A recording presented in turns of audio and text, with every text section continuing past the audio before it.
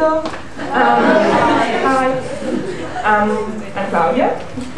I tend to speak very fast when I'm a bit nervous. So if I start speaking super fast, raise your hands, say whoa, slow down, and I'll try to slow down.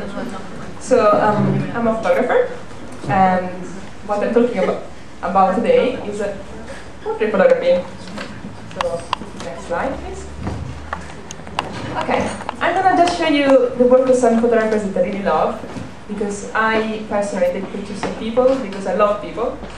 Even if I'm slightly socially awkward, I think photography can look good, because you know, you can go to someone with your camera and be, hey, can I take your picture? And people are like, oh yeah, cool, and then you make friends, so it's good. Anyway, I think you should always, if you wanna have a go at photography, taking pictures of things that you love. So if you love people, fine, take pictures of people. If you love trains, take pictures of trains. Don't try to take pictures of things you don't love, because it's not gonna work. So, and you don't need any kind of like amazing camera or very expensive like trips abroad. You can just take pictures of things close to you. So you can just take pictures of your family, for example. And Saliman, who's an American photographer, is a very good example of someone who just made the most of what is close to her. And she took pictures of her children. And she made an amazing movie book called Immediate Family, with just pictures of her children kind of chilling out, and was one of the best sellers in like art photography books ever. So, next slide, please. They're just like very beautiful pictures of like mundane, normal things. Next. And yeah, some of them are a bit controversial. Yeah, but, I mean, it's just a cigarette candy. And next slide. Just, I mean, it does help the children are beautiful, obviously. But I think, you know, it's a good example. And next slide. Sorry, I put lots of pictures because I don't, you know, if I'm going to talk about photography, I might as well put lots of pictures. Next slide. Okay.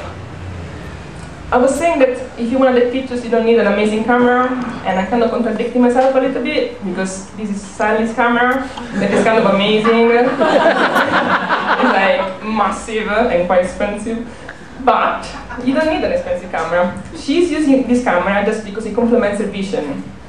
But the next photographer I'm going to show you just takes a really simple camera, it's very inexpensive, and she takes amazing pictures. And this photographer is, next slide, Nan Goldin, who is an American photographer, and she takes pictures of her family as well, but it's not like the normal kind of nuclear family.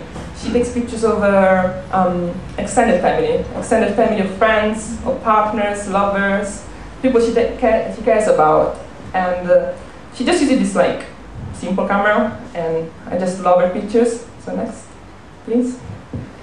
I mean, some of the pictures are quite moving because she was taking pictures of people who were artists in the 80s, and lots of them died, so obviously it's not like the most cheerful piece of work, but you know, it's beautiful. Next, please.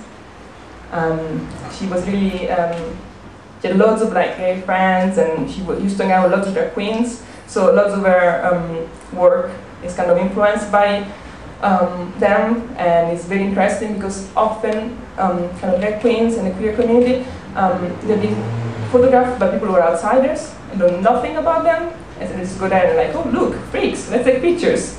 Well, Nan Goldin, she was a friend of them, so she was an insider, and she would take pictures with respect and with love, and I think that really shows in the pictures. Next. She'd also do self-portraits, so that's her, and that's a lover, because she did this a work called the Ballad of Sexual Dependency, that is all about yeah, sexual dependency really. And I don't know how to explain it better. Next, please. So yeah, they're just like really beautiful, very intimate pictures. Next, please. And these are my pictures. We got to the point where I say, if you want to take pictures of something, you need to take pictures of something that is close to you. And I work as an assistant in a photography studio. So the first thing I thought about, it was taking pictures of my fellow assistant friends.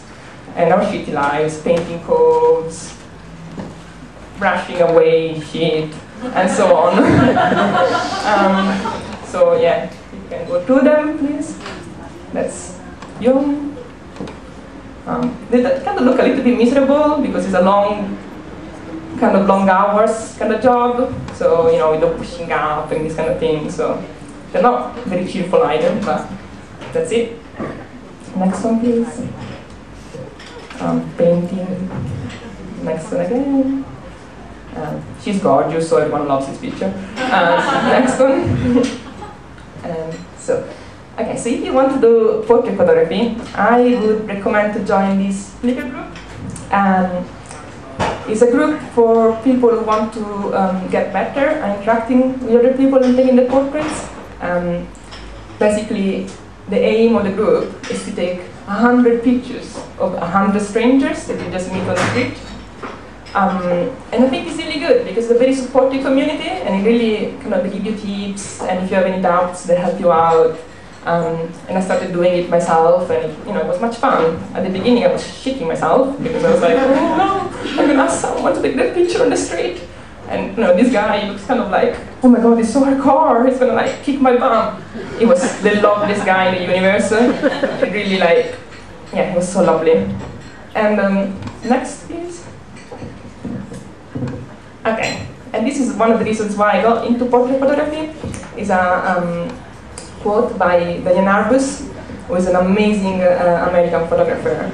And it kind of explains how having a camera gives you access to places and to people. Because, if I was just, as she says, gonna ask you lots of questions and say oh, can I come to your house? Ask you about your life, tell me everything about yourself. People would be like, oh, whoa, what do you want? But because I have a camera, they're like, okay, yeah, cool, you're a photographer. That's, we can do that. And you just realize that people actually love to share their stories and to be paid attention, but they're just kind of maybe a bit wary about strangers contacting them if they don't have this camera. And the camera is just kind of a gateway. Am I talking too fast? Raise your hands if I am. Okay. And, so yeah, that's something that I feel really strongly about. I have a camera, I approach people. Sometimes people say no, and most people say, yeah, okay, cool. Take my picture. Next, please. And I think that's some more other pictures, some more spam on my work. You can go through what I talk. They're just pictures of creative people in their environment, because I think it's very interesting when you take a portrait to be able to visit people's houses and see how they live. And I think it really makes a difference to have people in their environment instead of in them in an abstract place like the studio. So yeah, I think if you want to take more kind of documentary photos, it would be a good approach to ask people, can I come for a cup of tea and just take the picture. So yeah, there are people for kind of East London, so that it keeps them, but they're quite cool. Next, please. Okay, and this is the project that I'm doing now. Some of you might recognize some of the people in this, because they come to Bar Wotever.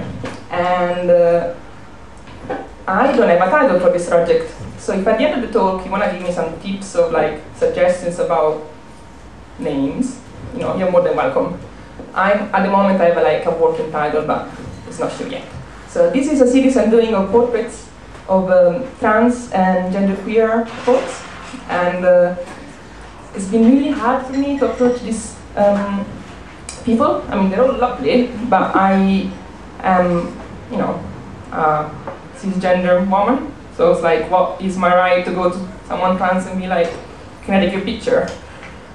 So it took a long time, but eventually, I kind of managed to first be more informed, because I had to read a book called, I think it was Transgender 101, a simple guide to a complex issue. It really made a difference for me. And it kind of helped me understand what I was talking about a little bit more, what I was dealing with. And these people are just all amazing, and you all are amazing, because it's so interesting to hear the stories and a different perspective on gender. And to be honest, it's something that I never thought about because I'm so shallow. And them talking about these feelings and the way they live their life, for me it was just it made me think even about my gender a lot. So yeah, I think that's pretty much it for me. More pictures of people.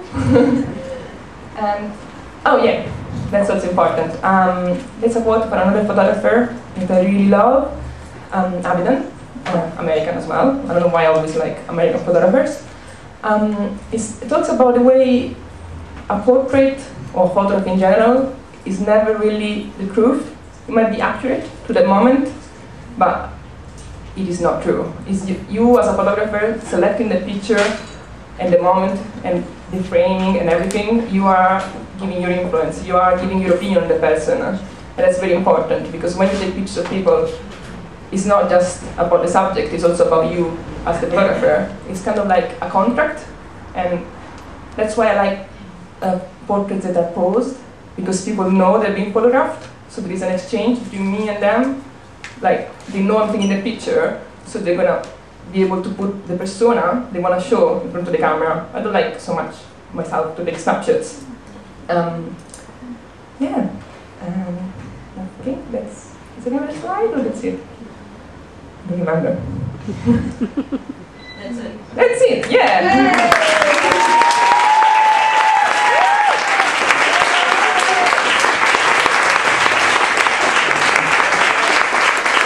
Does anyone have any questions for Claudia? No. Anyone? What was your first Oh. camera? I was going to do the running back and forth and finish out. What kind of camera was your first camera? And can you get up on stage and answer so we can film it? Oh God. Hey, it's me again. My first camera. Oh, I think like my first camera was like a shitty digital thingy, but the first one I actually used, it was a film camera, and yeah, it was a Nikon or something, because I just love film, and if you really want to get into photography, yeah, you should use film because it's so much better. You just learn better, it looks better, and it's not just for hipsters, because now there's lomography and everyone is like, oh my god, film is so cool. It's always been cool. It's never been uncool. So that's it.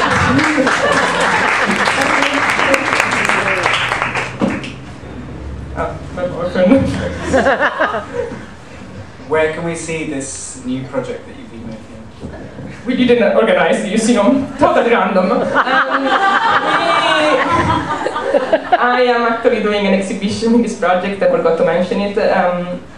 It's gonna be in Marseille, in France, on the 8th of March till the 11th of April, but I do understand that maybe France is not like right down the corner, so I'm kind of trying to bring it to London as well, because most of the folks I took pictures of are from London, so it'd be cool for them, you know, to see the picture here instead of going to France.